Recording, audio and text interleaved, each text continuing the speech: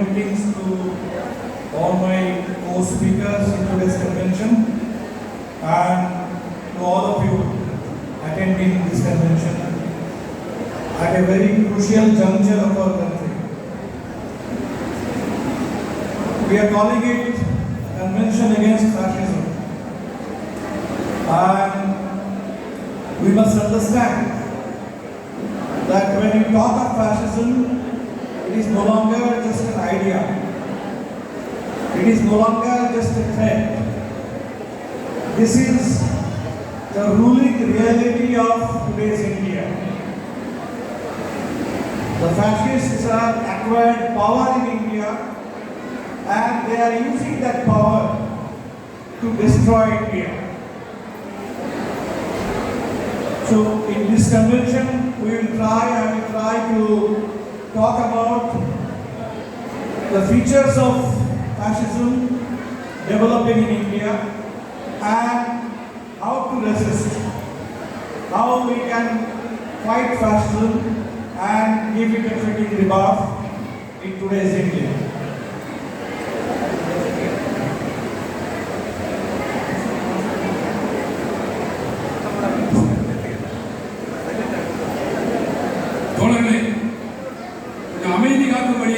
அனைவரையும் அன்போடு கேட்டுக்கொள்கின்றேன்.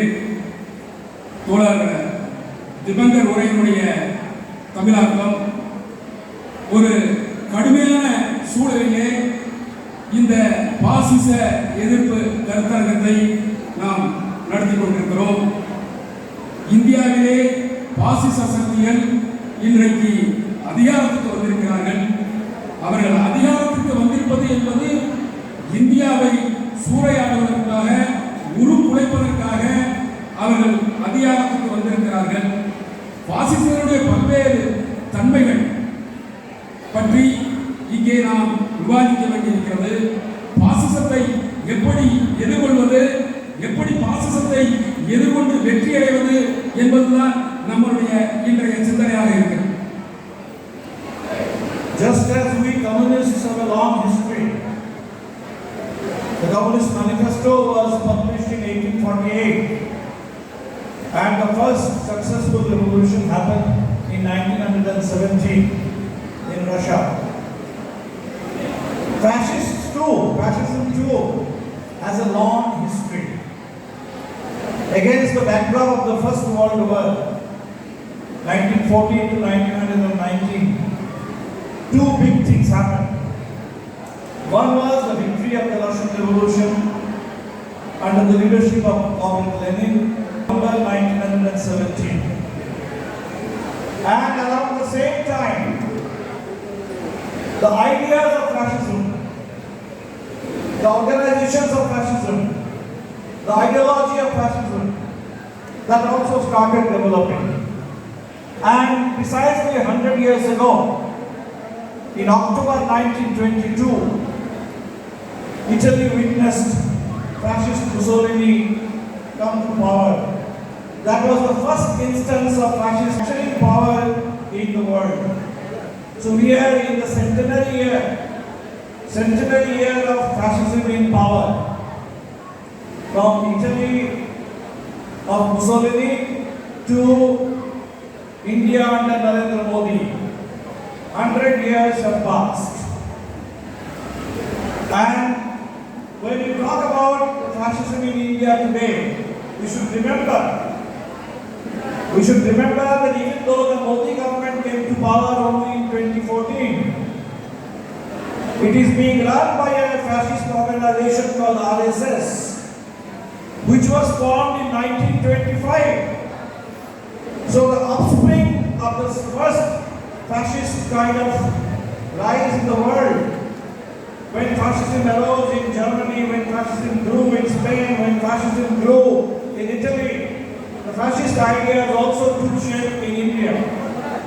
It's another thing that because of the freedom movement, because of the struggles of India's working class, workers, peasants, oppressed people, the Adivasis, Dalits, the youth, because of all those powerful struggles during the freedom movement, the fascists couldn't acquire much strength.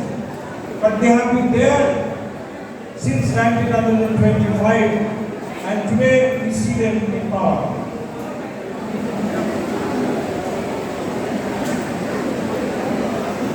கம்யூனிஸ்டுகளுக்கு எப்படி நீண்ட வரலாற்று பாரம்பரியம் இருக்கிறதோ அதுபோல் பாசிசத்திற்கும் நீண்ட வரலாற்று பாரம்பரியம் இருக்கிறது. கம்யூனிஸ்ட் கட்சியினுடைய அறிக்கை 1848 எழுதப்பட்டது. 1917 ரஷ்ய புரட்சி நடந்தது. அதுபோல் பாசிசத்திற்கும் ஒரு நீண்ட வரலாறு உண்டு. முதலாவது உலக யுத்தம் அதில் துவங்கியது பாசிசம்.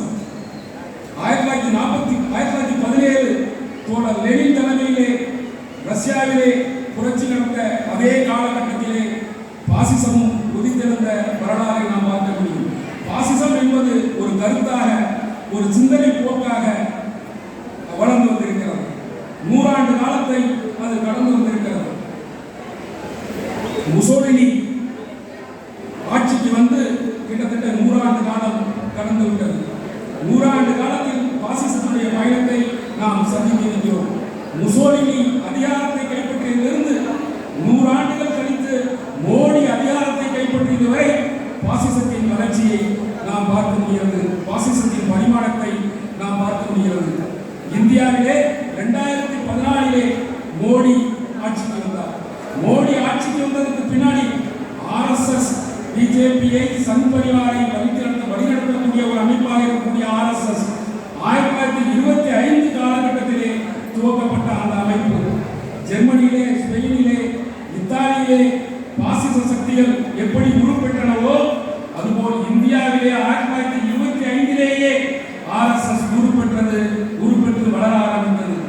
இந்தியாவுடைய சுதந்திர போராட்ட இயக்கம், இந்தியாவுடைய உழைக்கும் மக்களுடைய போராட்டம், இந்தியாவுடைய விவசாயிகளுடைய எழுச்சி, இந்தியாவுடைய ஆதிவாசிகளுடைய போராட்டம், ஒடுக்கப்பட்ட மக்களுடைய போராட்டம் பாசிச சக்திகளை தலை தூக்க விடாமல் தடுத்து வைத்திருந்தன. அவர்களை வளர விடாமல் தடுத்து வைத்திருந்தன. When we talk about fascism, we talk about dictators. We talk about Mussolini, we talk about Hitler, we talk about Franco, we talk about the Narendra Modis of this world. So fascism is one kind of dictatorship. There are different kinds of dictatorship. Fascism is a dictatorial rule. But fascism is, first of all, it is an ideology. It is a movement. And when it comes to power, it uses that state power to demolish everything, destroy everything, restructure, rewrite everything. So today we see fascism in power in India. And when fascism has come to power, we see what it is trying to do. What it is trying to do today. So they are trying to change the Indian state. They are trying to change the Indian state, but they are also trying to change the Indian society. So fascism is not just about the state, it is also about the ongoing changes in society. So we will understand the features of fascism in the context of India. Hitler, Mussolini, Modi என்று பாசிசம் மாறி வந்திருக்கிறது. பாசிசம் என்றால் Hitlerism, Hitlerism பாசிசம் என்றால் அது ஒரு சிந்தனை போக்கு, அது ஒரு இயக்க போக்கு. அந்த இயக்க போக்கு, அந்த சிந்தனை போக்கு அதிகாரத்துக்கு வரும்போது, அது அரசாங்கத்தின் அதிகாரத்துக்கு வரும்போது அது அந்த அரசாங்கத்தை சீர்குலைக்கிறது, அந்த அரசாங்கத்தை மறுநிர்மாணம் செய்கிறது. அதுதான் இன்றைக்கு இந்தியாவிலே அந்த பாசிசத்தினுடைய அந்த போக்கு எப்படியெல்லாம் இந்தியா என்பதை, இந்திய தேசத்தை சீர்குலைக்கிறது, மறுநிர்மாணம் செய்கிறது என்பதை பார்க்க வேண்டும். அவர்கள் இந்த அரசாங்கத்தை மட்டும் மாற்றுவதில்லை, அந்த சிந்தனை போக்கு, பாசிசம் சிந்தனை போக்கு சமூகத்தையும் மாற்றுகிறது என்பதுதான் அதனுடைய முக்கியமான அம்சம். ஆகவே அது அந்த பாசிசம் என்ற சிந்தனை போக்கு சமூகத்தில், சமூக இயக்கங்களில் மாற்றங்களை கொண்டு வருகிறது என்பதை நாம் கூர்ந்து கவனிக்க வேண்டியதாக இருக்கிறது. So you can see the state When you talk about a fascist state, we know it is very, very impressive. So the state which unleashes its total, let's say, armory of repression on the people, that is a fascist state, and that is happening today. So the state is concentrating all powers. And when I say the state is concentrating all powers, you can see the balance how it is changing. Now in any democracy, in any constitutional republic, you will talk about some separation of power, three institutions of state. You will talk about the judiciary, the executive and the legislature. The three wings where they hold power, and there are some checks and balances, there is some kind of a balance.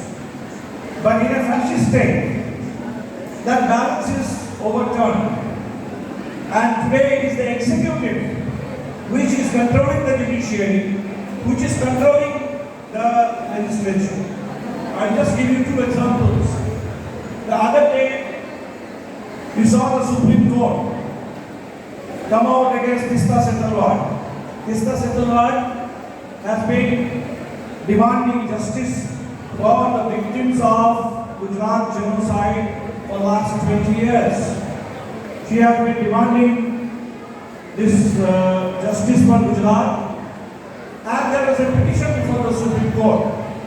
So the Supreme Court not only dismissed this petition, but the Supreme Court said that this petitioner should be in the docks, should be arrested. And the next day, we saw the state arresting him. You see the example of Mohammed Zubair, the fact checker, the co-founder of Alt News. When he was arrested, you saw how the court, he applied for bail, and the Delhi court, before it could make its verdict, pronounce its verdict, at 2 p.m., the police officer in Delhi, he tells the press that his bail petition has been rejected. Now he has got bail from the Supreme Court. I am talking about a different court. So in the court, the hearing was on.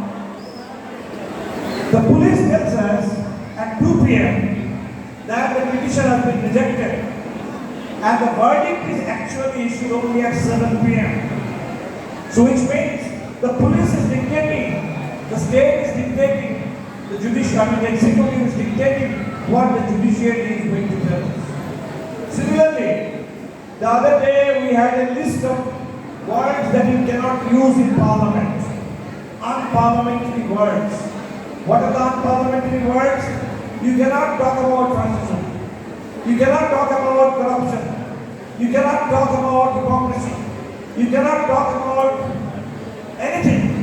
You cannot criticize the government. Any word of criticism, most common popular words of criticism against an autocratic government, against a tyrannical fascist government, those words are being banned in parliament as unparliamentary words. So it clearly shows that the legislature and the judiciary, the two wings who used to have some kind of a check on the executive, are today being controlled by the executive.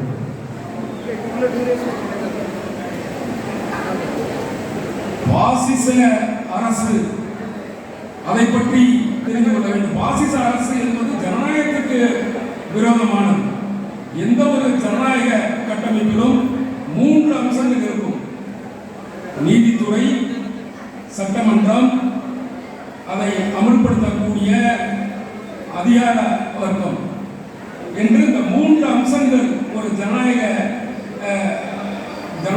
அரசாங்கத்திலே இருக்கும். இந்த 3க்கும் இடையிலே ஒரு சமபலத்தை பேண வேண்டியது ஒரு ஜனநாயக அமைப்பில் மிகவும் அவசியமானது. ஆனால் இன்னைக்கு என்ன நடந்து கொண்டிருக்கிறது? உச்சநீதிமன்றத்தை எடுத்துக்கொள்ளுங்கள். இன்னைக்கு செதால்வாத் அவருடைய தீர்ப்பிலே என்ன நடந்தது? குஜராத்திலே நடந்த அந்த படுகொலைக்கு எதிராக அவர் 40 ஆண்டு காலமாக உச்சநீதிமன்றம் வரை சென்று போராடியவர், வழக்கு தொடுத்தவர். உச்சநீதிமன்றம் அதனுடைய எல்லையை தாண்டி வழக்கு தொடுத்த அந்த மனுதாரரை மீது நடவடிக்கை எடுக்கலாம், அவரை கைது செய்யலாம் என்று உச்சநீதிமன்றம் இன்றைக்கு சொல்லி இருக்கிறது. அதற்கான அவசியம் என்ன வந்தது? அதேபோல் ஆல் நியூஸ் என்ற அந்த இணையதள பத்திரிகையினுடைய ஆசிரியர் ஜுபை அவரும் கைது செய்யப்பட்டார்.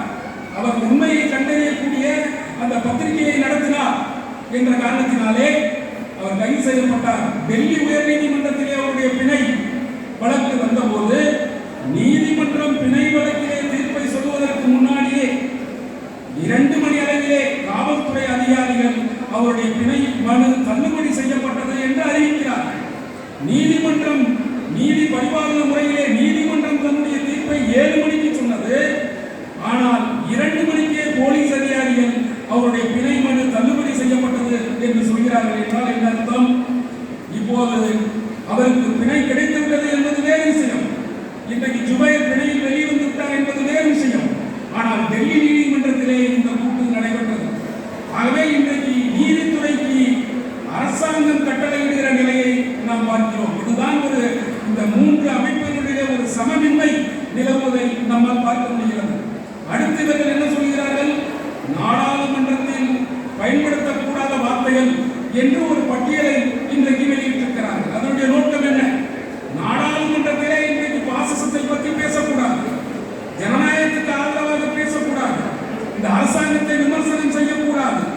இது போன்ற வார்த்தைகளை எல்லாம் நீங்கள் பயன்படுத்தினால் அது பாராளுமன்றத்தில் பயன்படுத்தத்தகாத வார்த்தைகள் என்று சொல்லி அந்த வார்த்தைகள் நீக்கப்படும், தடை செய்யப்படும் என்ற ஒரு சுற்றறிக்கையை இன்றைக்கு மோடி அரசாங்கம் வெளியிட்டிருக்கிறார்.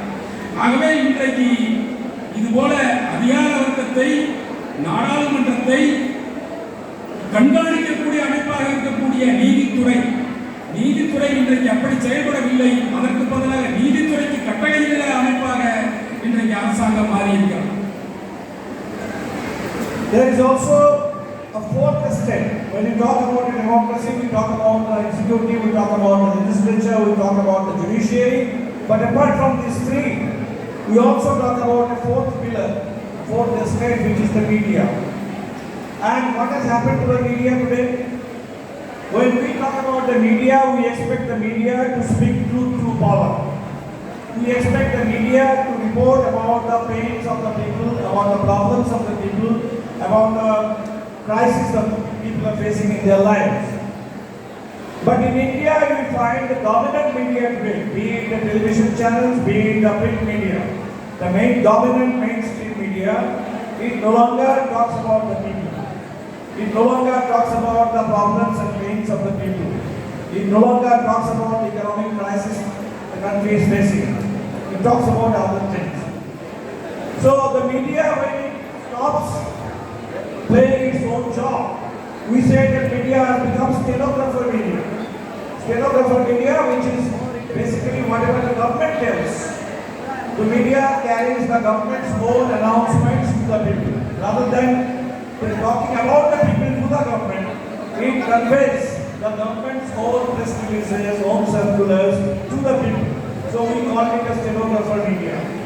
And today, this media is not even stenographer media. This media, someone has called it a cheerleader media. When you see IPL matches, you will find that when somebody scores a boundary, scores a over boundary, somebody takes a wicket, then there are people dancing, celebrating, the cheerleaders. And today we have the media cheerleading the state. When some house is bulldozed, when Javed Mohammad's house was being bulldozed in Allahabad. So the media is there to very excitedly and euphoric tone to report about it, cheerleading. So let there be more bulldozing, let there be more arresting, let there be more cases like Bhima Koregaon or Delhi riots, let there be more people arrested in UAPA, more people arrested in Sedition Act. This is what the media is demanding, media trial against democracy. So this we can see happening right in front of our eyes in today's India. இந்தியாவில் பொதுவாக 4வது தூணாக ஊடகங்களை சொல்லுவோம் ஜனநாயகத்திலே. ஏற்கனவே 3 அம்சங்களை பார்த்தோம். 4வது தூணாக ஊடகங்கள். ஊடகங்களுடைய பணி என்பது அதிகாரத்தில் இருப்பவர்களுக்கு உண்மையை சொல்வது, அதுதான் ஊடகங்களுடைய பணி. ஊடகங்களுடைய பணி என்பது மக்கள் சந்திக்கக்கூடிய பிரச்சனைகளை, மக்கள் சந்திக்கக்கூடிய அவலங்களை, இதையெல்லாம் அரசாங்கத்திற்கு எடுத்துச் சொல்லக்கூடிய பணியை ஊடகங்கள் செய்ய வேண்டும். அது தொலைக்காட்சியாக இருக்கலாம் அல்லது பத்திரிகைகளாக இருக்கலாம், இது போன்ற எந்த மீடியாவாக இருந்தாலும் இன்றைக்கு இந்த ஊடகங்கள் எல்லாமே இன்றைக்கு அரசாங்கத்துக்கு தாளம் போடுகின்ற ஒரு ஊடகங்களாக மாறிவிட்டன. மக்கள் பிரச்சனைகளை சொல்வதற்கு பதிலாக அவர்கள் பெரும் தொழில் குழும கார்ப்பரேட் நிறுவனங்களுடைய ஊதுகுடங்களாக இன்றைக்கு மாறிவிட்ட நிலையை பார்க்கிறோம். அதற்குத்தான் அதற்கு தட்டச்சு ஊடகங்கள், ஸ்டெனோகிராஃபி மீடியா என்று சொல்லுவார்கள். அதுபோல இன்றைக்கு இந்திய ஊடகங்கள் கார்ப்பரேட்டுடைய செய்தியை, கார்ப்பரேட்டுடைய சுற்றறிக்கைகளை, கார்ப்பரேட் என்ன சொல்கிறார்களோ அவற்றை சொல்லுகின்ற ஊடகங்களாக இன்றைக்கு மாறிவிட்டன. ஏற்கனவே ஐபிஎல் போன்ற கிரிக்கெட் விளையாட்டுகளிலே நாம் பார்த்திருப்போம். விளையாட்டு வீரர்கள் நல்ல விளையாடும் போது அங்கே மகிழ்ந்து ஆட்டமாடக்கூடிய ஆட்டக்காரர்களை காட்டுவார்கள், சியர் லீடர்ஸ் என்று சொல்லுவார்கள். அதுபோல இப்போது இங்கே உள்ள ஊடகங்கள் இந்த அரசாங்கங்கள் செய்கின்ற அநியாயங்களுக்கு ஒத்துழைக்கக்கூடிய ஆட்டக்காரர்களாக, அதை புகழ்ந்து ஆடக்கூடிய ஆட்டக்காரர்களாக இன்றைக்கு மாறி இருக்கிறார்கள். அது அலகாபாத்திலே அங்கே ஒரு சிறுபான்மை முஸ்லிம் ஒருவருடைய வீடு இடிக்கப்பட்ட போது ஊடகங்கள் அந்த வேலையை தான் செய்தன. ஒரு குற்றம் செய்ததற்காக குற்றம் செய்து விட்டார் என்று சொல்லி அதற்கு தண்டனையாக சிறுபான்மை மக்களுடைய வீடு இடிக்கப்படும் போது ஊடகங்கள் புகழ்ந்து ஆடிய சூழலை நாம் பார்த்தோம். இது போன்ற இன்னும் அதிகமான வீடுகளை இடிங்கள் என்று சொல்லக்கூடிய செய்தியாக அது இருந்தது. அதேபோல் பல்வேறு சட்டங்கள், கொடூர சட்டங்கள், ஆள்தூக்கி சட்டங்கள், யுஏபிஏ போன்ற சட்டங்கள், குடியுரிமை சட்டங்கள், எதிர்ப்பு போராட்டக்காரர்கள், இவர்கள் எல்லோரையும் அரசு கைது செய்யும் போது, கடுமையான தண்டனை வழங்கும் போது, அந்த போராட்டக்காரர்களுடைய வீடுகள் இடிக்கப்படும் போது இந்த ஊடகங்கள் புதுகணித்து ஆட்டம் போட்ட அந்த செய்தியை நாம் பார்த்து வருகிறோம். There is another aspect of this concentration of power, and that aspect is the centralization, growing centralization is happening. India is a big country, India is a very diverse country, and our constitution, even though it does not explicitly declare India to be a federal republic, but it has features of federalism. So we still have three different lists in our division of powers, various subjects within the constitution. Some powers are by the center, which is a central list. There are some powers which belong to the state, which is the state list. There are some subjects which are under the joint jurisdiction of the state and centers, which is the concurrent list. So likewise, we have this division of lists, division of subjects among the center and the states. And today you can see that the center is overtaking. The center is stealing, confiscating all the powers of the states.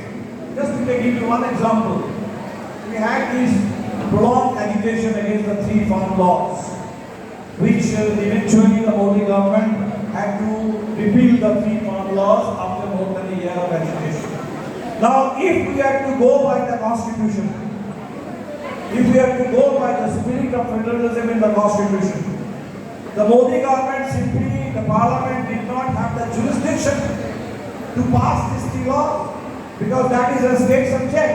These agricultural laws, only the state governments, the state assemblies could have promulgated and legislated those measures. So here is a clear case of the central government transgressing the powers of the states, and this growing centralization is another feature of fascism in India today. இந்தியாவின் பாசிசத்தின் இன்னொரு வகை மாதிரி அதிகார குவிப்பு, எல்லாவற்றையும் மத்தியத்துவப்படுத்துவது. India அரசியலமைப்பு சட்டப்படி India ஒரு கூட்டாட்சி நாடு என்று சொல்கிறது. இந்த அரசியலமைப்பு சட்டத்திலே மாநில அதிகாரங்கள் என்னென்ன, மத்திய அதிகாரங்கள் என்னென்ன, மாநிலமும் மத்திய அதிகாரங்களும் மத்திய அரசும் கொண்டுள்ள ஒத்திசைவு பட்டியலிலே என்னென்ன அதிகாரங்கள் உள்ளன என்பதெல்லாம் குறிப்பிடப்பட்டிருக்கிறார். இவர்கள் எந்தெந்த துறைகளை கையாள வேண்டும், மாநில அரசு எந்த துறைகளை கையாள வேண்டும், மாநில அரசு மத்திய அரசு எந்த துறைகளை கையாள வேண்டும் என்பதெல்லாம் பற்றிய வேலை பிரிவினை பற்றியெல்லாம் கூட சொல்லப்பட்டிருக்கிறது. ஆனால் இன்னைக்கு என்ன நடக்கிறது? மாநில அரசாங்கத்தினுடைய உரிமைகளை மத்திய அரசு களவாடுகிறது என்றுதான் சொல்ல வேண்டும். 3 வேளாண் சட்டங்களை எடுத்துக்கொள்வோம். நீண்ட நெடிய வேளாண் மக்களுடைய போராட்டங்களுக்கு அப்புறம் அந்த 3 சட்டங்களும் இன்றைக்கு திரும்ப பெறப்பட்டிருக்கின்றன. ஆனால் உண்மை நிலை என்ன? இந்த 3 வேளாண் சட்டங்களுமே மாநில அதிகாரத்தின் எல்லைக்குள் வருகின்ற சட்டங்கள். உண்மையிலேயே நம்முடைய அரசமைப்பு சட்டப்படி பார்த்தால் மத்திய அரசாங்கம் அது போன்ற சட்டத்தை இயற்றுவதற்கு அதுக்கு அதிகாரம் கிடையாது. இருந்த போதிலும் மாநில அரசாங்கத்தின் அதிகாரத்தை பறித்தெடுத்து களவாடி மத்திய அரசாங்கம் விவசாயிகள் விரோத 3 சட்டங்களை நிறைவேற்றியது என்பது இந்த நாட்டிலே நாம் பார்த்த கண்கூடாக பார்த்த அதிகாரம் மத்தியத்துவப்படுத்துவதற்கான ஒரு உண்மையான நேரடி சாட்சியாக இன்றைக்கு விளங்குகிறது. So we discussed about some features of the Indian state or the governance in India today under fascism. But if we only talk about the state, this is only half the story. This is not the full story of fascism. The real laboratory of fascism, that's not the state, that is the society. In the society, how the fascists, they mobilize the people, sections of the people, in their support. Now that is the crucial difference between fascism and any ordinary autocracy, any ordinary dictatorship. After we talk about the emergency in India, the emergency was a period during Indira Gandhi's rule when democracy was suspended. Democracy was openly suppressed. Opposition parties, leaders, they were put in jail. There was a press censorship. So all that was happening even then, 1975 to 1977, for 19 months. So some people may say that it was a declared emergency and today it is just an undeclared emergency. But you cannot compare the things just by the yardstick of emergency.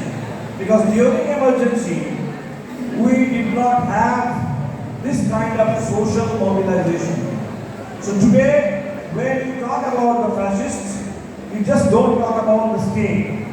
You talk about the violent, the vigilante squads, the mob squads which carry out mob lynching, the troll armies which troll you on social media, the people who go to police stations and lodge FIRs against you, and simultaneously some 500, 600 FIRs, and then the police will act on the basis of those FIRs.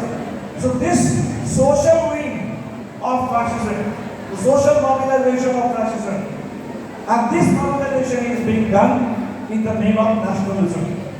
So I think this is very crucial to understand that it is not just the state which is inflicting fascism on India today, but the fascism is being inflicted, it is a tango. The state on the one hand and all these fascist armies, the militia, the Bajrangas, the Vishwa Hindu Parishads, the troll armies on social media, the people who carry out mob lynching, all these squads, the street squads, the streets, so it is the state as well as the street, the state and the society. So both are laboratories of fascism.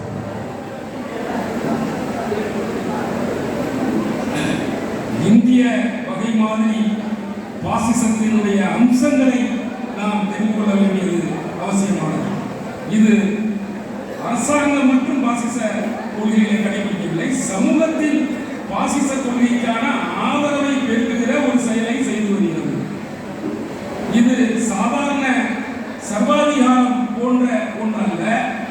சாதாரண சர்வாதிகாரத்தை நாம் ஏற்கனவே இந்தியாவில் பார்த்திருக்கிறோம். இந்திரா காந்தி ஆட்சியில் எமர்ஜென்சியை கொண்டு வந்தார்கள், அவசர நிலையை பிரகடனப்படுத்தினார்கள். 1977 காலகட்டத்திலே 19 மாதங்கள் அவசர நிலை பிரகடனம் இருந்தது. அந்த நேரத்திலே மக்களுடைய ஜனநாயக உரிமைகள் எல்லாம் முடக்கப்பட்டிருந்தன. அது ஒரு வகை சர்வாதிகாரமாக நாம் பார்த்தோம். ஆனால் அப்போது அது அவசர நிலை பிரகடனம் என்று ஒன்று பிரகடனப்படுத்தப்பட்டு நடந்த நிகழ்வு அது. ஆனால் இப்போது அவசர நிலை என்ற பிரகடனப்படுத்தல் எதுவுமே இல்லாமல் அப்படி ஒரு அவசர அவசர நிலை நாட்டிலே நிலவுகிறது என்பது ஒரு முக்கியமான வித்தியாசம். அதுபோல அவர்கள் சமூகத்தை அணிதிரட்டிக் கொள்கிறார்கள் என்பது முக்கிய விஷயம். ஒரு பக்கம் அரசாங்கம், இன்னொரு பக்கம் சமூகம். சமூகத்திலே அவர்கள் கண்காணிப்பு குழுக்களை, கண்காணிப்பு படைகளை வைத்திருக்கிறார்கள். அவர்கள் தங்களை எதிர்ப்பவர்களை அடித்து நொறுக்குகிறார்கள், காயப்படுத்துகிறார்கள், கொலை செய்கிறார்கள். அது மாத்திரமல்ல, சமூக ஊடகங்கள் மூலமாக மக்களை திரட்டுகிறார்கள், கருத்தை பரப்புகிறார்கள். ஆகவே இவர்கள் ஒரு சமூகமயப்படுத்தப்பட்ட ஒரு பாசிச நிகழ்ச்சிகளாக இந்த நிகழ்ச்சிகள் இருக்கிறது. ஒரு பக்கம் அரசாங்கம், இன்னொரு பக்கம் புலக்கதவு வழியாக பின்பக்கம் வழியாக சமூகத்தினுள் புகுந்து பாசிச கருத்துக்களை பரப்புவது, படைகளை வைத்துக் கொள்வது, பஜ்ரங்கல் ஆர்மி, அது போன்ற படைகள், இது போன்ற பல்வேறு பெயர்களிலே வீதிகளிலே படைகளை திரட்டுகிறார்கள். வீதிகளிலே படைகளை திரட்டுவது, அரசாங்கத்திலே ஆட்சியிலே பாசிச தத்துவத்தை கொண்டு வருவது என்று ஆட்சி அதிகாரம் வீதி என இரு முனைகளிலும் பாசிச தத்துவத்தை இவர்கள் உள்நுழைக்கிறார்கள், பரப்புகிறார்கள் என்பது மற்ற சர்வாதிகாரத்திற்கும் இந்திய வகை பாசிசத்திற்கும் உள்ள முக்கியமான வேறுபாடு என்பதை நாம் புரிந்து கொள்ள வேண்டும். So when we first see fascism announce its arrival in India, if you say that 2014, I think the fascism had announced its arrival way before 2014. That was 1992. 6 December 1992 when Babri Masjid was demolished. Now some people saw it only as a demolition of a mosque. Some people saw it only as an expression of very aggressive communalism. But we clearly understood that whatever happened in Ayodhya on 6 December 1992 was an open declaration, open announcement of the arrival of fascism in India. Because they threw a clear challenge to the state. The state was there, and in UP the government was in their hands. The Supreme Court was there. The Supreme Court had made it very clear that the mosque should be protected, but the Supreme Court was clearly powerless. It did not have the power to protect the mosque. The central government was just watching. And in broad daylight, when he found a bomb being assembled and being laid by none other than Advani and all the senior leaders of the BJP and the Vishnu Hindu Parishad and Bajrangal, the whole thing was happening openly. It was not some conspiracy during some night, not in the darkness of night, but in the light of the day, broad daylight, they did it. So they threw an open challenge to the Indian state, to the Indian constitution, to the whole framework of democracy, and that was the announcement of the arrival of fascism in India. We called it communal fascism. We saw it again in Gujarat, 2002, as a genocide, when more than 1,000 people were killed, with the state leading, with the state empowering, patronizing and granting impunity to the squads which carried out the genocide. So that was communal fascism, its whole trajectory from 1992 to 2002. So I think it's very important to understand, when many people are just talking about communalism, fundamentalism, communal violence, we were talking not just of communalism, but communal fascism. The element of fascism that became very evident since 1992 onward. Today, I was listening to Comrade Vasuki's speech, and she referred to Dimitrov's report in 1935, the Communist International Report against fascism. But Dimitrov said two crucial things in this report. One is that when a fascist government comes to power, you should not mistake it as an ordinary government. Because often you will find that fascists, they come to power through elections. Just like Hitler had come to power through elections, Modi has come to power through elections. So just winning an election, coming to power by winning an election, it is not proof somebody is not fascist. So when a fascist government comes to power, you should not mistake it as some kind of an ordinary government. And likewise, at the same time, the fascist government, it comes to power, it doesn't happen overnight. So before a fascist government comes to power, there are long periods when fascism gains in strength, when the fascists accumulate strength so that they can come to power. So when the fascists are accumulating power, accumulating strength, they are gaining in strength, you should not oversee it. You should not trivialize it. If we do that, then our weakness, our indifference, our failure to see fascism growing, we will have to pay a price for it, and that will be seeing fascism in full bloom.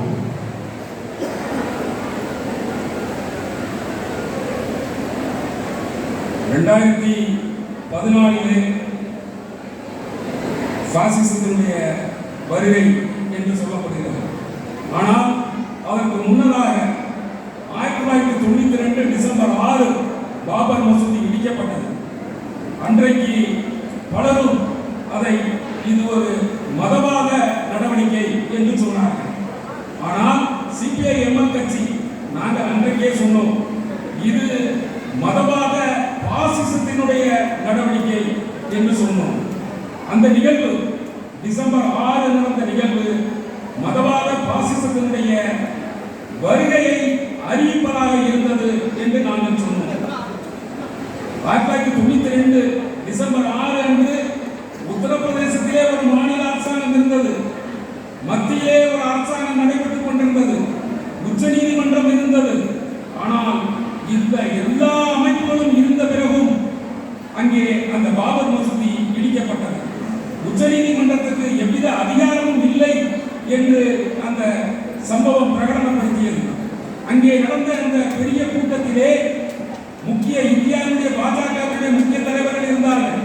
Advani அங்கே இருந்தார், விஸ்வ பரிஷத் பஜ்ரங் தளுடைய தலைவர்கள் அந்த பாபர் மசூதி இடிக்கப்பட்ட சம்பவத்திலே அந்த இடத்திலே அங்கே குழுமி இருந்தார்கள். ஆகவே அந்த சம்பவம் என்பது இந்திய அரசியலமைப்பு சட்டத்துக்கு வெளிப்படையாக விடப்பட்ட சவால். 1992 டிசம்பர் 6 என்பது இந்திய ஜனநாயகத்திற்கு வெளிப்படையாக விடப்பட்ட சவால். அதுதான் இந்தியாவிலே மதவாத பாசிசத்தினுடைய வருகையை பிரகடனப்படுத்திய சம்பவமாக அறிய முடிகிறது. நாம் பார்க்கிறோம் அப்படித்தான். அதைத் தொடர்ந்து 2002 குஜராத்திலே மிகப்பெரிய சிறுபான்மை மக்களுடைய படுகொலை நடந்தது. ஆயிரமாக சிறுபான்மை மக்கள் கொன்றொழிக்கப்பட்டார்கள். அங்கே இருந்த மாநில ஆட்சி அதற்கு எல்லா வகையிலும் அந்த படுகொலையை நடத்துவதற்கு உதவியது. 1992 2002 வரை மதவாத பாசிசத்தினுடைய அந்த நிகழ்ச்சி போக்கு என்பது இந்தியா முழுவதும் பல்வேறு வகைகளிலே வெளிப்பட்டது. ஆகவே இப்படி நடந்த இந்த சம்பவங்களின் வாயிலாக இந்த மதவாதத்தில் பாசிசத்தினுடைய ஒரு தன்மை இருக்கிறது என்பதை காண தவறியவர்கள் தவறிழைத்தார்கள் என்றுதான் சொல்ல வேண்டும். நாம் சிபிஐ-எம்எல் கட்சி இந்த சம்பவங்களின் வாயிலாக இந்த மதவாத பிரச்சாரத்திலே பாசிசத்தினுடைய கூடு இருந்தது என்பதை நாம் சொன்னோம். தேர்தல் மூலம் தேர்ந்தெடுக்கப்பட்ட சர்வாதிகார அரசியல்வாதிகள் அவர்களும் பாசிசமாக இருக்கிறார்கள் என்பது உண்மை. ஆனால் தேர்தல் மூலம் மக்களுடைய பங்களிப்போடு வருகிறார்கள் என்பதனாலேயே அவர்கள் ஜனநாயகபூர்வமானவர்கள் என்றோ அவர்கள் பாசிசவாதிகள் அல்ல என்றோ நாம் கணக்கில் எடுத்துக்கொள்ளக் கூடாது என்பது இன்னொரு முக்கியமான விஷயம். அவர்கள் அரசாட்சிக்கு வருவதன் மூலம் அதிகாரத்தை சேர்த்துக் கொள்கிறார்கள், அதிகாரத்தை குவித்துக் கொள்கிறார்கள். அதிகாரத்தை குவித்துக் கொள்ளும் போது பாசிசமாக தாங்கோனா ஆட்டத்தை அவர்கள் ஆடுகிறார்கள். இதை காண தவறினால் அது நம்மளுடைய குறை, நம்மளுடைய பலவீனமே தவிர பலவீனமாகவே அது அமையும். இதை உன்னிப்பாக கவனித்து சரியாக கணிக்க வேண்டியது இடதுசாரி இயக்கத்தினுடைய பொறுப்பு. So if communalism is one seed which feeds the fascists, which strengthens the source of power for fascists in India. There are two other C's which strengthen fascism in India. One C is capitalism, the corporations, the corporate rule. So that is another C which gives power to Indian fascists. And the third C is India's caste system. So communalism, the capitalism and caste system. These three C's together propel the power of fascism in India today. We saw this after 2002. After 2002, you all know that in 2004, India defeated NDA. India defeated the Vajpayee government. India defeated the hypocrisy of India shining. That was the period when Narendra Modi, he did not get a visa to go to America or Europe, UK, anywhere. Internationally, he was being snubbed. He was being seen as a chief minister who allowed a genocide to happen under his watch. But then things started changing, and you could see the Tatas, the Adanis, the Ambanis, all the Indian big capitalists, they came together in a manner of vibrant Gujarat, and they started demanding that Narendra Modi should be India's Prime Minister. India needs a strong Prime Minister like Narendra Modi. So a leader who had been completely exposed, who had been completely isolated, who had been completely discredited by the actual developments of communal fascism, by the genocide, by all those killings, by the encounters, he was again brought back in public reckoning by India's big capitals. So this is why we say that this fascism is as much about communalism as about corporate power. So that we say communal fascism is also corporate fascism in India. And then we will discuss the caste factor.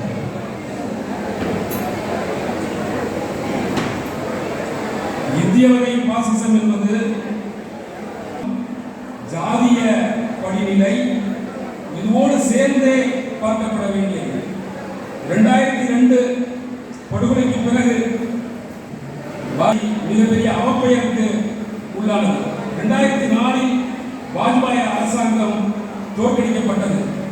Modi போன்றவர்கள் America செல்வதற்கு கூட அங்கே தடை விதித்தது அமெரிக்க அரசாங்கம்.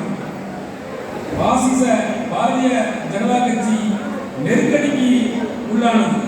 ஆனால் அதற்கு பிறகு இந்திய பெருமுதலாளிகள், டாட்டாக்கள், அம்பானிகள், அதானிகள் இவர்கள் எல்லோருமாக சேர்ந்து வைப்ரண்ட் குஜராத் என்ற புத்துணர்ச்சி பெற்ற உற்சாகமான குஜராத் என்ற முழக்கத்தை முன்வைத்து அதற்கு தலைமை தாங்கக்கூடிய வலிமையான மனிதர் மோடி என்று சொன்னார்.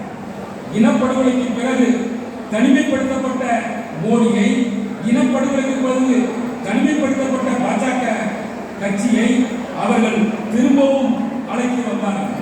ஆகவே இந்திய வகை மாதிரிங்கிறது கம்யூனிசம், இந்திய வகை மாதிரி பாசிசம் என்பது மதவாத பாசிசம் மாத்திரமல்ல, அது கார்ப்பரேட் பாசிசத்தோடு இணைந்து வருகிறது. கார்ப்பரேட் மதவாத பாசிசமாக இந்தியாவில் உருப்பெற்றிருக்கிறது. And now I come to the third C. After communalism and capitalism, third C is India's caste system. We often remember the prophetic remark, the prophetic warning issued by Baba Saheb Ambedkar. When Ambedkar said that if India is to ever become a Hindu nation, Hindu Rashtra, Hindu state, then that will be the biggest calamity to happen to India. Now, why did he say this? He said this because he was perfectly aware that this whole Hindu religion, Hindu community revolves around caste system. And caste is nothing but an institution, an idea, an institution of slavery. Mahatma Phule was very clear. Phule said this is Gulambgiri, this is social slavery. So this caste system which institutionalizes, perpetuates slavery, bondage of the people. Now, if that becomes the ruling ideology of the state, if that becomes the ruling framework of definition of nationalism in India today, then obviously that is legitimizing or giving more power to the institutions and practices of slavery. So this is why Baba Saheb Ambedkar was very clear that if ever India becomes a Hindu Rashtra, it will be the biggest calamity to happen to India. And today we are facing that calamity happening right in front of us. So these three things, communal fascism, communal violence, corporate power, and the slavery of the caste system. Now the combined power of these three, this is propelling. When you talk about Narendra Modi, just don't talk about an individual. When you talk about the BJP, just don't talk about a political party. We are talking about a whole fascist campaign. It's a dangerous kind of demolition drive. This is something which is a bulldozer for India. It is here to bulldoze all of us. And we can see when the fascists have come to power in 2014, and they are now inflicting their whole fascist agenda. Initially a bit slowly, and now very rapidly after 2019. So we are facing that rapid implementation, escalation of the fascist aggression, rapid implementation of fascist agenda in India today. And now we will talk about how to resist this fascist aggression. இப்போது இந்தியாவில் உள்ள ஒரு மூன்றாவது காட்சியை பற்றி நாம் பார்க்க வேண்டும். மதவாத முதலாளித்துவம் கார்ப்பரேட்டை பார்த்தோம். இப்போது சாதிய அமைப்பு முறை அதை பற்றி பார்க்க போகிறோம். ஏற்கனவே பாபா சாஹிப் அம்பேத்கர் ஏற்கனவே சொல்லியிருக்கிறார், இந்து ராஜ்யம் ஒன்று அமைந்தால் அது இந்தியாவுக்கு பேர் அழிவாக அமையும் என்று ஏற்கனவே குறிப்பிட்டிருக்கிறார். இந்து மதத்தை பற்றி நல்ல ஒரு புரிதல் இருந்த காரணத்தினாலே தான் டாக்டர் அம்பேத்கர் அவர்கள் அது போன்ற ஒரு கூற்றை சொல்லி சென்றிருக்கிறார்கள். ஜாதிய அமைப்பு அப்படியே ஜாதிய அமைப்பு முறை என்பது ஒரு சமூக இழிவு, சமூக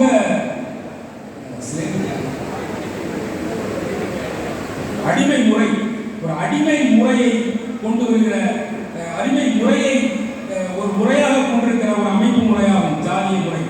அதை நீடித்திருப்பதற்கு தான், அடிமை முறையை நீடித்திருக்க வைப்பதற்கு இந்த ஜாதிய அமைப்பு முறை தொடர்ந்து முயற்சிக்கிறது.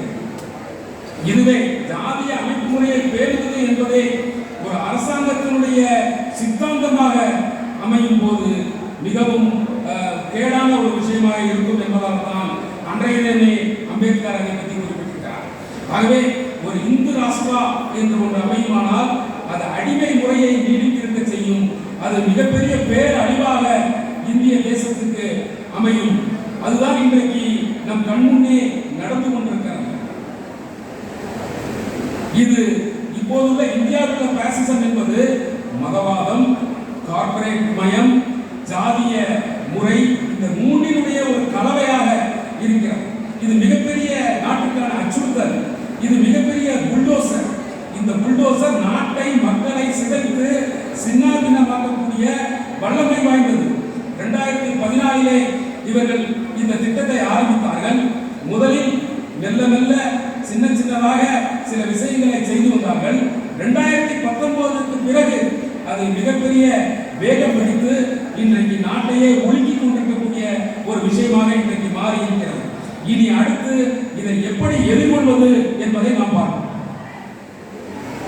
So when we talk about resisting fascism, so fascism, if it is an all-out war on the people, it's an all-out attack on democracy. So the resistance also has to be all-out. It has to be all-out comprehensive resistance.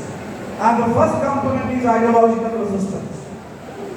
We all know the fascist ideology, the RSS. RSS relies on hate. RSS relies on lies. So if they are spreading hate, we have to spread harmony, solidarity. If they are spreading lies, we have to uphold the truth. If they are trying to intimidate us, rule by fear, open terrorist dictatorship, trying to rule us by terrorizing us, then our ideological weapon will have to be courage. Courage against terror. So I think that's the most crucial thing. And this, as individuals and also as organizations, we must build on this. So I have seen a lot of individuals, when they show that exemplary courage, I salute them as great anti-fascist fighters. When I find Father Stan Swami sacrificed his life in jail, he paid the price. He said, if I have to pay the price for truth, I don't mind. I will gladly pay the price, and he paid the price by laying down his life. So Father Stan Swami is a very courageous and exemplary anti-fascist fighter in today's India. We need more courage like the courage of Father Stan Swami. When I find Himanshu Kumar, who is being terrorized by the state Supreme Court, the Supreme Court says that we have to pay 5 lakh rupees as fine. And Himanshu Kumar, who is a Gandhian, who says, I am not going to pay any fine. I will gladly go to jail. Gandhi refused to pay fine to the British rulers. I refuse to pay fine to these unjust rulers. So that is great courage. So all these individuals who are today in jail, Sudha Bharadwaj, Anand Tendulkar, Barbara, who is out on bail, Umar Khalid, who is in jail, Muhammad Zubair, who was in jail. So all our fighters, all our human rights defenders, all our lawyers, all our writers, all our poets, all our organizers who are today in jail, I think they are offering resistance to fascism. We should not forget, Italy, Mussolini ruled Italy for 2 decades. And the General Secretary of Communist Party General Secretary in Italy, Antonio Gramsci, he was in jail. He was writing from the jail and sending his manuscripts to Russia. They were being preserved there and they were printed later. So when the communist leader spends years in jail, the fascist president continues to write, he is a great anti-fascist fighter. He is a great, offering great resistance to fascism. So this ideological resistance, and this has no substitute. Courage has no substitute. You cannot compensate for it by other means. So the ideological strength, the reliance on people, the reliance on the truth, the reliance on harmony, the reliance on one's own courage, I think this is a key component of our anti-fascist resistance. பாசிசம் என்பது மக்கள் மீது ஒரு யுத்தத்தை தொடுத்திருக்கிறது. அனைத்தும் தழுவிய தாக்குதலை தொடுத்திருக்கிறது. யுத்தத்தை அனைத்தும் தழுவிய தாக்குதலை பாசிச அரசு தொடுத்திருக்கிற போது நாம் அதற்கு எதிராக ஒரு அனைத்தும் தழுவிய தாக்குதலை யுத்தத்தை கொடுக்க வேண்டிய அவசியம் இருக்கிறது. அதை செய்தாக வேண்டும். ஆர்எஸ்எஸ்ஐ பொறுத்தவரை அவர்கள் பொய்யை சார்ந்திருக்கிறார்கள். பொய் மீது நம்பிக்கை வைத்திருக்கிறார்கள். நம்மை பொறுத்தவரை நாம் உண்மையை உயர்த்தி பிடிக்க வேண்டும். பொய்யுக்கு எதிராக, பொய்யுரைக்கு எதிராக உண்மையை உயர்த்தி பிடிப்பது நமது கடமையாக இருக்கிறது. அவர்கள் பயங்கரவாதத்தை ஏவுகிறார்கள் என்றால் நாம் துணிச்சலை கைக்கொள்ள வேண்டும். இது தனிநபர்களுக்கும் பொருந்தும், ஒரு அமைப்புக்கும் பொருந்தும். தனிநபர்களாகவும் துணிவுடன் இருக்க வேண்டும், ஒரு அமைப்பாகவும் துணிவை மேற்கொள்ள வேண்டும். அவர்கள் இதுபோன்ற துணிச்சல்மிகு தலைவர்களை, துணிச்சல்மிகு அமைப்புகளை இந்த நாடு கண்டிருக்கிறது. பாதிரியா ஸ்டேட் சுவாமியை எடுத்துக் கொள்ளுங்கள். அவர் சிறையிலேயே தன்னுடைய உயிரை மாய்க்க வேண்டியதாக இருந்தது. அவர் உண்மையை சொல்வதற்காக மிகப்பெரிய விலையை கொடுக்க வேண்டியதாக இருந்தது.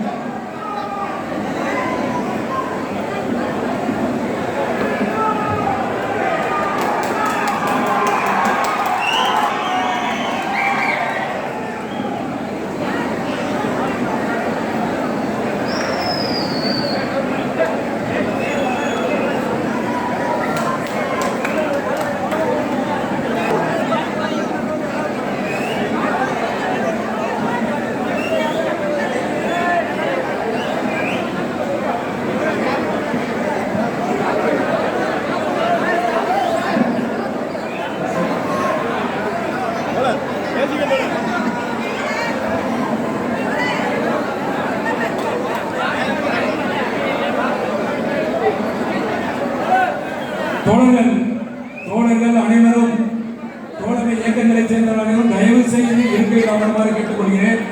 கட்சியினுடைய பொதுச் செயலாளர் அவர்கள் பேசிக் கொண்டிருக்கிறார்கள். மரியாதைக்குரிய விடுதலை சிறுத்தைகள் தோழர் திருமாவளவன் அவர்கள் வரவேற்றிருக்கிறார்கள். அனைவரும் அமைதியாக இருக்கையில் அமரும்படி அன்போடு கேட்டுக்கொள்கிறேன். கூட்டத்தை சிறப்பாக நடத்த அனைவரும் ஒத்துழைப்பு நல்கும்படி உங்கள் அனைவரையும் அன்போடு கேட்டுக்கொள்கிறேன். அனைவரும் கேட்டுக்கொள்கிறேன்.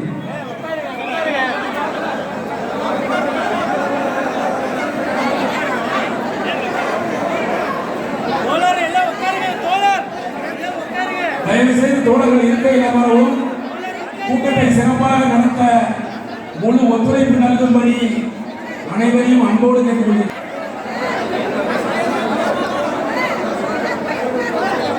எழுச்சி தமிழரின் உயிரின் மீதான விமர்சனங்களை கட்டுக்கோப்புடன் இருக்க வேண்டும். மாநில தேசிய தலைவர் பேசிக் கொண்டிருக்கிறார்கள். எழுச்சி தமிழரின் உயிரின் மீதான விமர்சனங்களை கேட்டுக்கொள்ளும். அதுபோல தனி நபர்கள் இந்த பாடுவதிலே துணிச்சமிக்க உயிர் தியாகங்களை செய்திருக்கிறார்கள். அதுபோன்ற நபர்கள் இன்னும் நமக்கு நிறைய தேவைப்படுகிறது. அதுபோல உண்மையை இந்த அரசாங்கத்துக்கு முறைத்து சொல்வதற்காக 5 ரூபாய் நீதிமன்றம் தண்டனை விதித்த போது நான் உண்மையை சொல்லுவேன், இந்த பாசிச அரசாங்கத்திற்கு 5 ரூபாய் கட்டமாட்டேன் என்று சொல்லி அதை தவிர்த்த அவினேஷ்குமார் போன்றவர்களை நாம் பார்த்திருக்கிறோம். இன்றும் சிறையிலே சுதா பரத்வாஜ் போன்றவர்கள், தென்துண்டே போன்றவர்கள், உமர் கான் போன்றவர்கள் இன்றளவும் வாடிக்கொண்டிருக்கிறார். முகமது ஜுபைர் இந்த பாசிச எடுபடி அரசாங்கத்தை எதிர்த்து மிக துணிச்சலாக போராடி இருக்கிறார். அதுபோல பலரும் வழக்கறிஞர் பெருமக்கள், ஆசிரியர்கள், இளைஞர்கள், மாணவர்கள் என்று அறிவுஜீவிகள் என்று இன்றைக்கு பெருங்கூட்டம் இந்த பாசிச அரசாங்கத்துக்கு எதிராக போராடி கொண்டிருக்கிறார். இத்தாலியிலே முசோலினுடைய அந்த பாசிச ஆட்சி இருந்த போது கூட கம்யூனிஸ்ட் கட்சியினுடைய பொதுச் செயலாளர் கிராம்சி அந்த பாசிச ஆட்சியை எதிர்த்து சித்தாந்த அளவிலே மிகப்பெரிய போராட்டத்தை நடத்தி சிறை கொடுமைகளை அனுபவித்ததெல்லாம் நாம் பார்க்கிறோம். ஆகவே இன்றைக்கு நமக்கு தேவை இந்த அரசாங்கத்திடம் உண்மையை சொல்லக்கூடிய துணிச்சல்காரர்கள் ஆயிரமாய் இன்றைக்கு நமக்கு தேவைப்படுகிறது.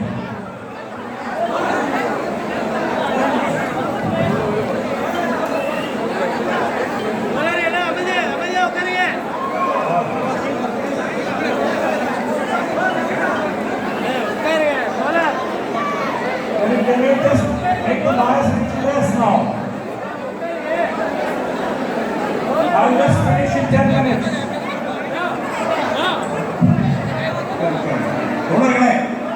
தோழர்களே, நீங்கள் தோழர் திருமாவளவன் அவர்கள் அவசரமாக திரும்பி செல்ல வேண்டியிருக்கிறது. தோழர் திபக்கர் அவர்கள் கட்சியின் பொதுச் செயலாளர் பேசி சத்தம் போடாதீங்க. சைலண்டா இருக்கீங்களா?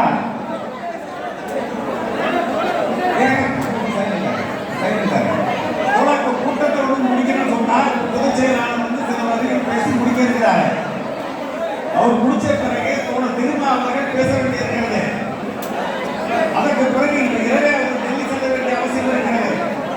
அதனால் தோழர்கள் தயவு செய்து அமைதி காக்குமாறு கேட்டுக்கொள்கிறோம். இருக்க சத்தம் போடாம பேசுறது அமைதியாக.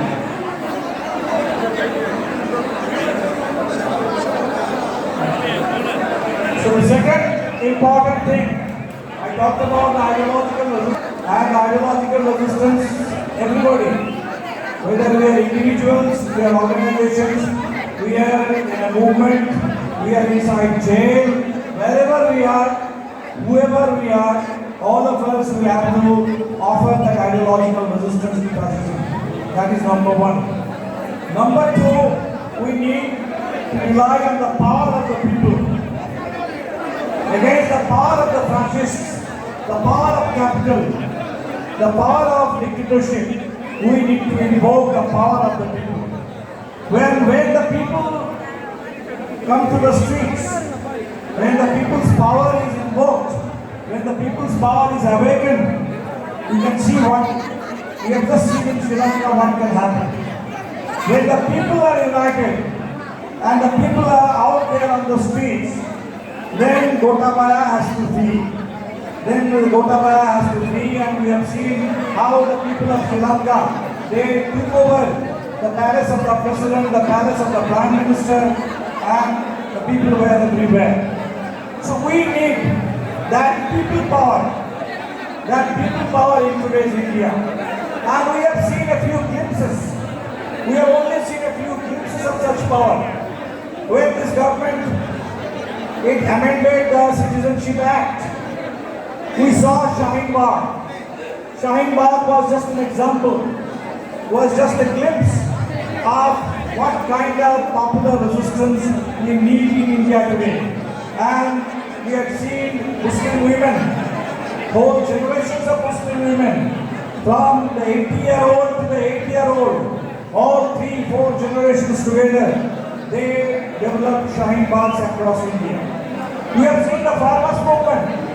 The farmers' movement, which now we have to regroup, because the government has now announced a committee which is a complete betrayal to the farmers. In the name of MSP, the government has announced a fake committee, and the Kisan Morcha has rightly refused to be part of this committee. So the Kisan Andolan, the farmers' movement will have to again regroup, but we have seen the kind of power that the farmers' movement can have just the other day. We have seen the power of the youth movement. We have seen the power of the youth movement for employment, for dignity, for self-respect. We have seen this power.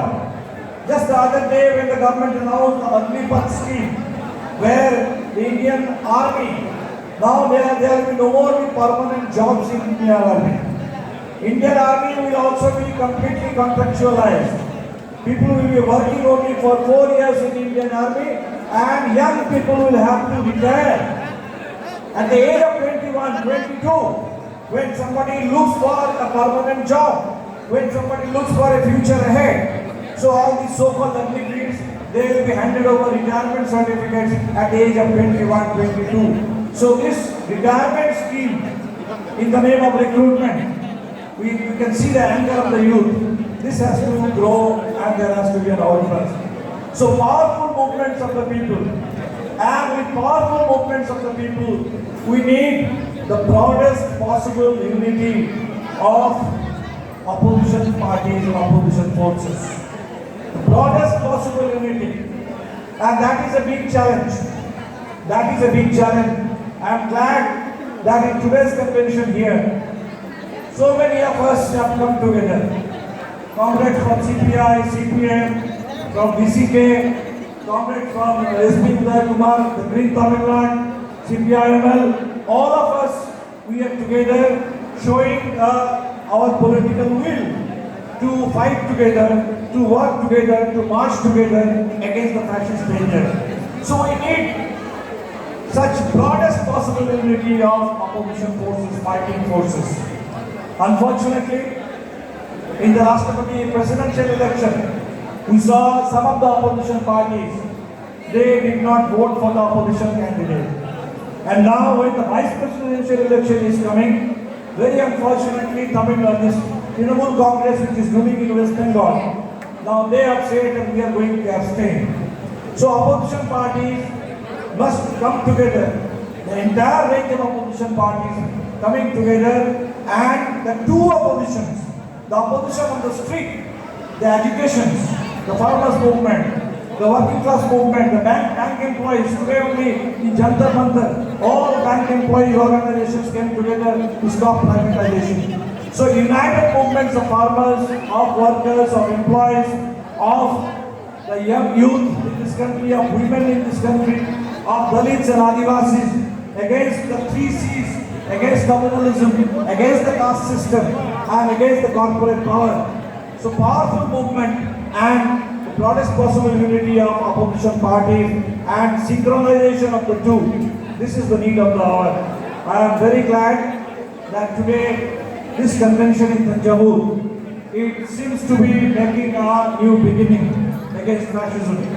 So let us all be very clear. In 2024, 2 years from now, we are going to face another election. And this is going to be a do or die movement. We are living in a do or die moment. 80 years ago, in 1942, 9th August 1942, India gave the Quit India call.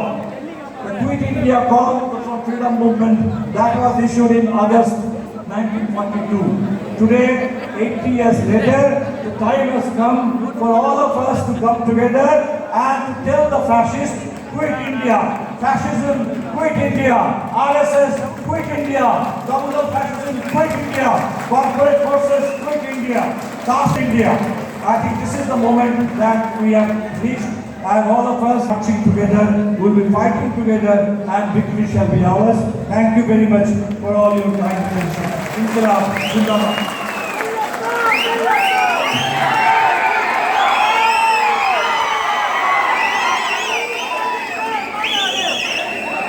இரண்டாவது மொழிபெயர்ப்பை சுருக்கமாக முடிச்சிடறேன். இரண்டாவது முக்கியமான காரணம் சித்த எதிர்ப்பு. எங்கிருந்தாலும் எதிராக சித்தாந்த ரீதியான இயக்கத்தை ஒருவர் முன்னெடுக்க வேண்டும். ஒரு அமைப்பாக இருந்தாலும் ஒரு தனிநபராக இருந்தாலும். சிலர் ஜெயிலுக்குள் இருக்கிறார்கள், சிலர் வெளியில் இருக்கிறார்கள். ஜெயிலுக்குள் இருந்தாலும் வெளியில் இருந்தாலும் சித்தாந்த ரீதியான எதிர்ப்பை, பாசிச அபாயத்துக்கு எதிராக ஒரு ஒன்றுபட்ட எதிர்ப்பை, ஒன்றுபட்ட விழிப்புணர்வை அவர்கள் ஏற்படுத்திக் கொண்டிருக்கிறார்கள். கடைசியில் இறுதி ஆராய்ச்சியில் மக்களுக்குத்தான் அதிகாரம் என்பது உலக வரலாற்றிலே நிரூபிக்கப்பட்டிருக்கிறது. இன்றைக்கு இலங்கையிலே என்ன நடக்கிறது? அதனுடைய அதிபர், பிரதமர் எல்லோரும் இன்றைக்கு மக்கள் போராட்டத்தின் முன்னால் மண்டியிட்டு ஓடிக்கொண்டிருக்கக்கூடிய ஒரு நிகழ்ச்சியை, ஒரு செய்தியை நாம் பார்க்கின்றோம். அதுபோல் இங்கே மக்கள் பலம் பெற வேண்டும், மக்கள் அதிகாரம், மக்கள் வீதிக்கு வரும்போது, மக்கள் போராட்ட களத்துக்கு வரும்போது இந்த மதவெறி பாசிச சக்திகள் ஓட ஓட விரட்டப்படுவார்கள். சாகின்பாக் போராட்டம் அதைத்தான் நமக்கு காண்பித்தது. விவசாயிகளுடைய போராட்டம், விவசாய போராட்டத்துடைய வெற்றி அதைத்தான் காண்பித்தது. விவசாய போராட்டத்தின் வெற்றிக்கு பிறகு கூட இன்றைக்கு குறைந்தபட்ச ஆதார விலைக்கான கமிட்டி ஒன்றை போட்டு அந்த வெற்றியை சீர்குலைக்கக்கூடிய, அந்த வெற்றிக்கு துரோகம் இழைக்கக்கூடிய ஒரு விஷயத்தை இந்த ஆட்சியாளர்கள் செய்கிறார்கள். சம்யுக்தா கிசான் அந்த போராட்ட அமைப்பு இந்த கமிட்டியில் இடம் பெறுவதில்லை என்று முடிவெடுத்திருக்கிறது. இதுபோல் நாடு முழுவதும் விவசாயிகள், மாணவர்கள், இளைஞர்கள், பெண்கள், தாழ்த்தப்பட்ட மக்கள், ஆதிவாசிகள் என அனைவரும் ஒன்றாக சேர்ந்து மிகப்பெரிய போராட்டத்தை இன்றைக்கு எடுத்துக் கொண்டிருக்கிறார்கள். அதுபோல் அக்னிபாத் திட்டம், வேலைக்கு ஆள் எடுப்பு என்ற திட்டத்திலே ரிட்டையர்மெண்ட் திட்டமாக ஒரு திட்டத்தை இன்றைக்கு கொண்டு வந்திருக்கிறார்கள். இவை எல்லாவற்றுக்கும் எதிராக ஒரு சக்தி வாய்ந்த இயக்கத்தை கட்டமைப்பதற்கு தான் இந்திய கம்யூனிஸ்ட் கட்சி, மார்க்சிஸ்ட் கம்யூனிஸ்ட் கட்சி, விடுதலை சிறுத்தைகள், தோழர் உதயகுமார் போன்றவர்கள், அதே போல் பெரியார் திராவிடர் கழகம், அம்பேத்கரியவாதிகள், பெரியாரியவாதிகள், பசுமை இயக்கத்தை சேர்ந்தவர்கள், கம்யூனிஸ்டுகள் அனைவரும் ஓரணியில் நாம் இங்கே திரண்டிருக்கிறோம். ஆகவே இன்றைக்கு 2024 தேர்தல் மிக முக்கியமானது. அதில் பாசிச சக்திகள் தோற்கடிக்கப்பட வேண்டும். ஜனாதிபதி தேர்தலிலே அனைத்து எதிர்க்கட்சிகளும் ஒன்றாக சேர்ந்து ஒரு வேட்பாளரை நிறுத்தினோம். உதவி ஜனாதிபதி தேர்தலிலே இன்றைக்கு திரிணாமுல் காங்கிரஸ் அதில் சில சிக்கல்களை எடுத்துக்கொண்டிருக்கிறது. அதே போல் இன்றைக்கு ஜந்தர் மந்திரிலே வங்கி ஊழியர்கள், வங்கி தனியார் மயத்துக்கு எதிரான மிகப்பெரிய போராட்டத்தை நடத்தி கொண்டிருக்கிறார்கள். 3C என்று சொல்லக்கூடிய கம்யூனிசம், கார்ப்பரேட் மயம், ஜாதிய படிநிலை, இந்த மூன்றுக்கும் எதிரான போராட்டத்தை தீவிரப்படுத்த வேண்டிய அவசியம், அதை உணர்ந்துதான் இங்கே இந்த மேடையிலே கூட்டாக தலைவர்கள் வீட்டிருக்கிறார்கள். செய் அல்லது செத்து மடி என்ற போராட்டத்தை நடத்த வேண்டிய ஒரு சிக்கலான காலகட்டத்திலே நாம் இருக்கிறோம். 1942 வெள்ளையிலே வெளியேறு என்ற அறைகூவல் ஆகஸ்ட் மாதம் விடப்பட்டது. 2022 ஆகஸ்டிலே பாசிசமே நாட்டை விட்டு வெளியேறு, RSS நாட்டை விட்டு வெளியேறு, கார்ப்பரேட் மயமாக்கமே நாட்டை விட்டு வெளியேறு, சாதிய சக்திகளே நாட்டை விட்டு வெளியேறு என்று நாம் எல்லோரும் ஒன்றாக சேர்ந்து உரத்த குரல் கொடுப்போம்.